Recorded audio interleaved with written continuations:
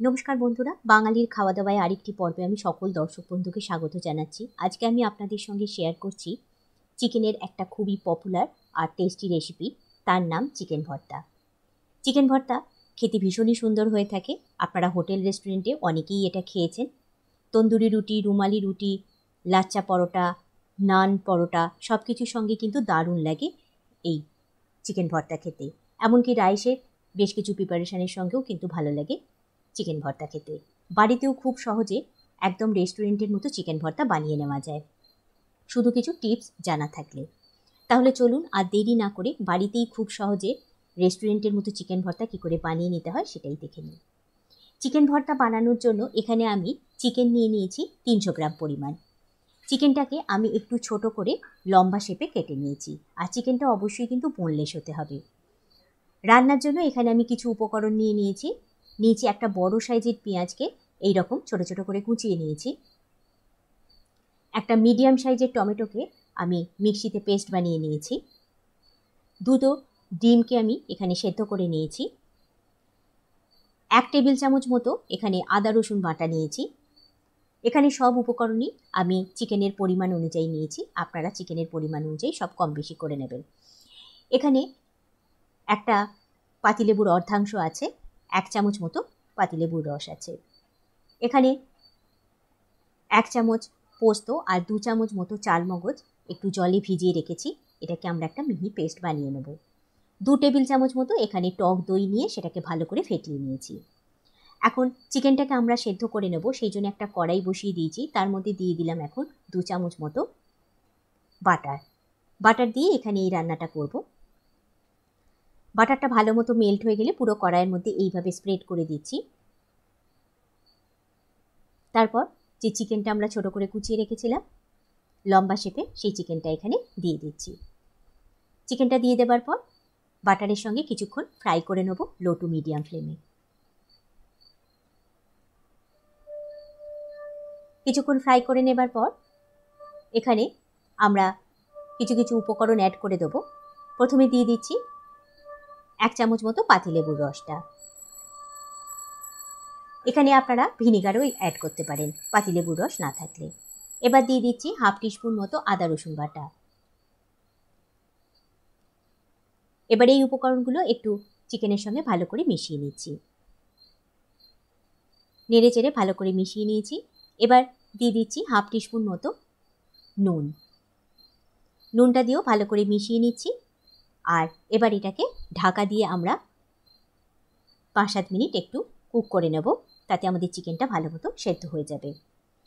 এখানে কোনো জল অ্যাড করবার দরকার নেই, চিকেনের নিজস্ব জলেই এটা সেদ্ধ হয়ে যাবে। ওপর থেকে একটা ঢাকা দিয়ে দিলাম। 5-7 মিনিট পর ফেরত আসছি। 5-7 মিনিট হয়ে গেছে। এবার ঢাকাটা খুলে নিচ্ছি। আমাদের চিকেন থেকে দেখুন বেশ অনেকটাই জল বেরিয়েছে আর চিকেনটাও ভালো মতো সেদ্ধ হয়ে গেছে। আমি একটু কেটেও দেখিয়ে দিলাম। এবার এই চিকেনটাকে আমি একটা পাত্রে তুলে নিচ্ছি। এটার মধ্যে যে জলটা রয়েছে সেটাকে আর এখন শুকোনোর দরকার নেই, পরে রান্নার সময় এই জলটা আমরা একসঙ্গে অ্যাড করে নেব। চিকেনটা তুলে নেবার পর কড়াইতে আমি দিয়ে দিলাম 2 থেকে 3 চামচ মতো সাদা তেল। এখানে পুরো রান্নাটাই কিন্তু সাদা তেলে করতে হবে। এবার তেলটা ভালো মতো গরম হয়ে গেলে তার মধ্যে আমি কিছু গরম মশলা অ্যাড করে দিচ্ছি। দিলাম 2টো এলাচ, 2টো লবঙ্গ, একটা দারুচিনি। দিয়ে দেবার পর ফোড়নটা থেকে যখন বেশ সুন্দর গন্ধ বেরোতে শুরু করবে তখন অ্যাড করে দেবো যে আদা রসুনের পেস্টটা রেখেছিলাম। 1/2 টিস্পুন দেওয়া হয়েছিল আর বাকি যেটা ছিল সেটা সবটাই এখানে দিয়ে দিলাম। দিয়ে ভালো করে এটাকে একটু ফ্রাই করে নিচ্ছি। আদা রসুনের কাঁচা গন্ধটা চলে যাওয়া পর্যন্ত এটাকে কিন্তু ফ্রাই করে নিতে হবে। যখন ভালো মতো ফ্রাই হয়ে যাবে তখন দিয়ে দেবো কেটে রাখা পেঁয়াজটা দিয়েও ভালো মতো ফ্রাই করে নেব। আর এখানে পেঁয়াজটা ঠিক ততক্ষণ পর্যন্তই ফ্রাই করতে হবে যতক্ষণ না পেঁয়াজের মধ্যে বেশ সুন্দর একটা লালচে কালার ধরে যায়।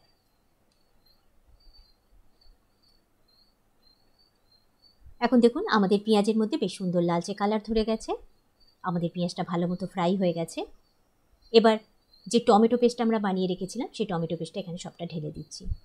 এবার পেঁয়াজ রসুনের সঙ্গে টমেটো পেস্টটাকেও ভালো মতো কিছুক্ষণ ফ্রাই করে নিচ্ছি। এখানে সব উপকরণ বেশ একটু সময় নিয়ে ভালো করে ফ্রাই করে নিতে হবে। যে সময় টমেটো পেস্টটা অন্যান্য উপকরণের সঙ্গে ফ্রাই হচ্ছে সেই সময় আমি কিছু মশলা আপনাদের দেখিয়ে দিই। এখানে নিয়েছি আমি স্বাদ মতো নুন, 1/4 টিস্পুন হলুদ গুঁড়ো, তবে হলুদটা আপনারা স্কিপও করতে পারেন, হলুদ ছাড়াও কিন্তু এই ভর্তা খেতে ভালো হয়। টেস্টের ব্যালেন্সের জন্য নিয়েছি খুব সামান্য পরিমাণ চিনি, 1/2 টিস্পুন গোলমরিচ গুঁড়ো, 1/2 teaspoon Kashmiri red chilli powder, 1/2 teaspoon ধনে গুঁড়ো ও 1/2 টিস্পুন জিরে গুঁড়ো। এবার এই সমস্ত মশলাগুলো আমি এখন ঢেলে দিচ্ছি পেঁয়াজ রসুনের ফ্রাই করলাম যেটা, এর সঙ্গে দিয়ে দিলাম। দিয়ে ভালো করে পেঁয়াজ রসুনের সঙ্গে সমস্ত মশলা মিশিয়ে নিয়ে কিছুক্ষণ ফ্রাই করে নেব। একটু তেল ছাড়া পর্যন্ত আমাদের মশলাটাকে ফ্রাই করে নিতে হবে।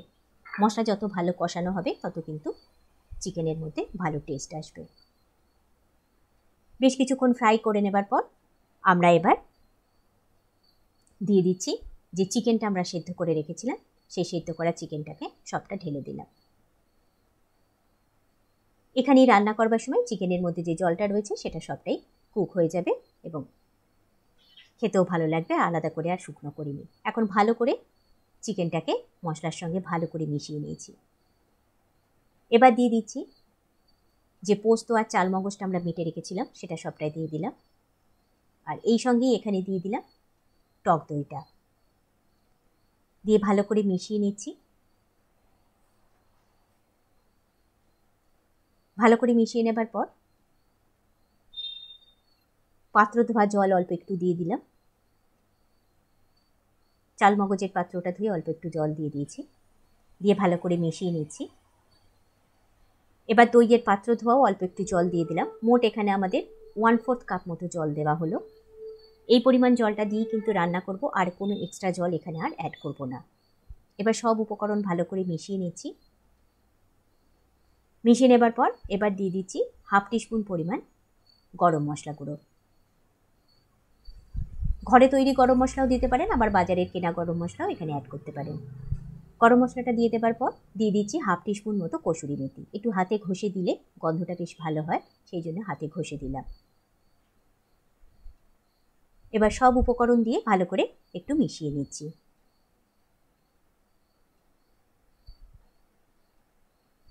ভালো করে সব মিশিয়ে নেবার পর এটাকে ঢাকা দিয়ে 3-4 মিনিটের জন্য একদম লো হিটে কুক করে নেব। ওপর থেকে একটা ঢাকা দিয়ে দিচ্ছি আর 3-4 মিনিট লো হিটে কুক করে ফেরত আসছি। 3-4 মিনিট হয়ে গেছে। আমি 3-4 মিনিট পর ফেরত এসেছিলাম এবং সেই সময় একটা ডিম দেখুন এখন আমার রয়েছে, আরেকটা ডিম আমি টুকরো করে এর মধ্যে দিয়ে দিয়েছি। আমার সেই জায়গায় ভিডিওটা একটু স্কিপ হয়ে গেছে। আমি যেরকম ছোটো ছোটো টুকরো করে দিয়েছি সেটা আমি খুন্তি করে তুলে একটু দেখিয়ে দিচ্ছি। ঠিক এই রকম ছোটো ছোটো টুকরো করে আমি চিকেনের মধ্যে ডিমটাকে মিশিয়ে দিয়েছি। একটা ডিম এইভাবে কুচিয়ে দিয়েছি আর আরেকটা ডিম সার্ভ করবার সময় দিয়ে দেবো। আবারও ঢাকা দিয়ে 1-1.5 মিনিট একটু রেখে দিয়েছি। 1-1.5 মিনিট পর ফেরত এসেছি। আমাদের এখন চিকেন ভর্তা পুরোপুরি তৈরি। এবার গ্যাস বন্ধ করে এটাকে আমরা ডিশ আউট করে আপনাদের দেখাচ্ছি। আমাদের চিকেন ভর্তা পুরোপুরি তৈরি হয়ে গেছে। এখন দেখুন আমি চিকেন ভর্তা একটা পাত্রে ঢেলে সার্ভ করে দিয়েছি, আর ডেকোরেশনের জন্য ওপর থেকে যে একটা ডিম রাখা ছিল সেই ডিমটা থেকে টুকরো করে 2টো টুকরো এখানে দিয়ে দিলাম। আজকে আমার রেসিপি আপনাদের কেমন লাগলো আমাকে কিন্তু জানাতে ভুলবেন না। রেসিপিটি ভালো লাগলে লাইক এবং শেয়ার করার অনুরোধ রাখছি। দেখুন চিকেন ভর্তা পুরোপুরি তৈরি। আজ আমি এটা সার্ভ করেছি লাচ্চা পরোটার সঙ্গে। খুব শীঘ্রই এই লাচ্চা পরোটার রেসিপিও আপনাদের সঙ্গে আমি শেয়ার করব। তাহলে বন্ধুরা, আজ আপনারা এই রেসিপিটা যদি ইউটিউব থেকে দেখেন অবশ্যই চ্যানেলটিকে সাবস্ক্রাইব করে পাশে থাকা বেল আইকনটা প্রেস করে রাখবেন, তাহলে নতুন নতুন রান্নার নোটিফিকেশান খুব তাড়াতাড়ি আপনাদের কাছে পৌঁছে যাবে। আর যদি ভিডিওটা আপনারা ফেসবুক থেকে দেখেন তাহলে অনুরোধ রাখছি পেজটিতে একটা লাইক দিয়ে ফলো করে নেবার। আজ তাহলে বিদায় নিচ্ছি। আবার দেখা হবে বাঙালির খাওয়া দাওয়ায় নতুন কোনো রেসিপির সাথে। সকলে সুস্থ থাকুন, ভালো থাকুন এবং পাশে থেকে আমাকে উৎসাহ দিয়ে যান। বাই।